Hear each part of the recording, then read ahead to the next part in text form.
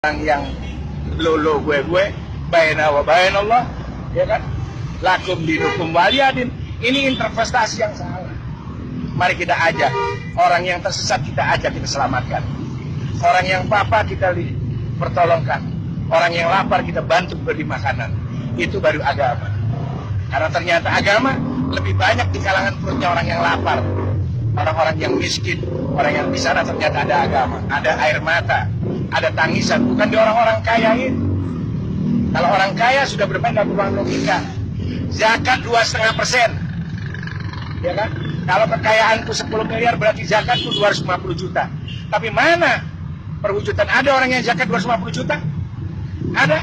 Nggak ada. Yang ada cuma nasi sebungkus sama ayam sama sambal, berharap dapat surga dari Allah dengan bahasa pahala. Kita lihat bagaimana Islam mau maju berkembang tatkala kita intoleran. Bukan intoleran dengan orang yang di luar sana, tapi intoleran dengan famili kita sendiri. Ikhwanul fiddin.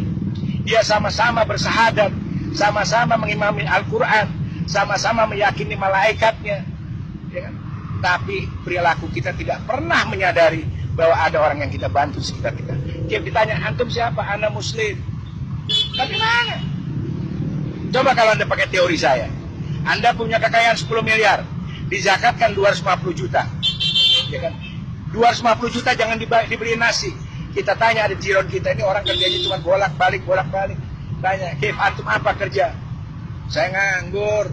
Terus saya mau dagang. Kenapa enggak dagang? Enggak punya modal. Oke. Ini ada uang. Berapa modalnya? Ya kurang lebih 20 juta. Nih pegang 20 juta. Anak pengen lihat inti dagang yang benar 20 juta. Tahun depan inti bayar zakat. Baru itu namanya rahmatan lil alamin. Rahmatan lil alamin itu apa? Dari gelap menuju terang. Orang yang nganggur jadi bekerja, orang yang lapar bisa makan, itu menjadi rahmat. Kalau cuman antum bagi-bagi nasi sebungkus, pahala surga, lakra'ah ini hari, zaman udah now, orang sudah individualis, lebih percaya Google daripada percaya orang-orang bicara kebaikan. Lihat anak-anak bangsa kita itu, ya kan, mereka hidup ketersesat dalam pikiran, ya kan? Mobil-mobil diisi pengamen. Ada kesadaran kita untuk membantu mereka, menyelamatkan mereka. Minimal jangan selamatin akhirat dah, dunianya dulu selamatin, ya kan? Insya Allah akhiratnya nanti. Kan nggak ada. Kita begitu individu, kita seakan-akan sudah melewati tahta langit aja, seakan-akan kita ini orang benar di hadapan Allah. Padahal kita belum tentu bisa selamat. Tidak menjamin dagangan kita dibeli sama Allah. Kita ini pedagang. Kita ini pedagang amal. Yang mudah-mudahan dagangan kita dibeli Allah. Jangankan kita bisa dibeli, sah menurut furu syariat aja sudah alhamdulillah. Kita bersyukur, artinya kita ngaji. Tapi tetap kita ada wara. Wara itu berhati-hati di dalam kebenaran agama kita. Hati-hati bukan kita ini kelompok Syiah, kelompok Wahabi, kelompok Sunni, bukan itu. Berhati-hati amalan kita mendekatkan enggak dengan perilakunya Rasulullah. Karena kita ini cuma napak tilas dari perjalanannya Rasulullah. Karena tidak ada bukti otentik dalam sejarah dunia orang yang sampai kepada Tuhan kecuali Muhammad ibn Abdillah. Catat itu. Hanya Muhammad ibn Abdillah yang membuktikan bahwa dia sudah berjumpa sama Allah. Ya kan? Ada namanya Siddhartha Gautama. Dia tidak sampai pada itu. Ya kan? Ada yang orang-orang hebat tidak akan pernah sampai. Cuma satu-satu buktinya. Dan Muhammad itu adalah Al-Quran itu sendiri. Itu bukti jelas bahwa Nabi Muhammad telah sampai hadapan Allah selama 23 tahun. Dari lisannya yang mulia lahirlah Al-Quran, yang pada awalnya la hurfin wala sautin. Itu Al-Quran. Dari lisan yang mulia, dari hatinya yang jernih. Kenapa? 23 tahun itu bukan waktu yang sedikit. Kalau ente sudah mikirin fulus, mikiran dunia, pengen punya mobil mewah, tapi Rasulullah steril dari pemikiran itu. Sehingga Al-Quran itu murni dan menjadi penuntun umat sampai hari ini, dari dunia sampai akhirat. Makanya Al-Quran itu wasifa, wadawa, apa lagi? Wadu'a.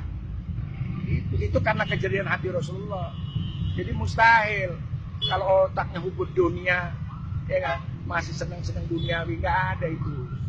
Jadi kalau Anda ingin menjadi orang yang berbeda, maka berbedalah engkau dalam segala perilaku daripada orang umum. Makanya Imam Ghazali sendiri memberi batasan. Ada kelasnya awam, ada kelasnya khas, ada khas bil khas.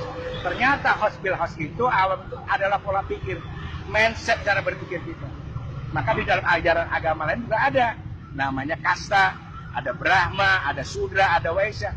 Ternyata itu cara berpikir. Seorang Brahmana tidak mungkin berpikir cara Sudra. Orang yang khas tidak akan berpikir cara orang awam.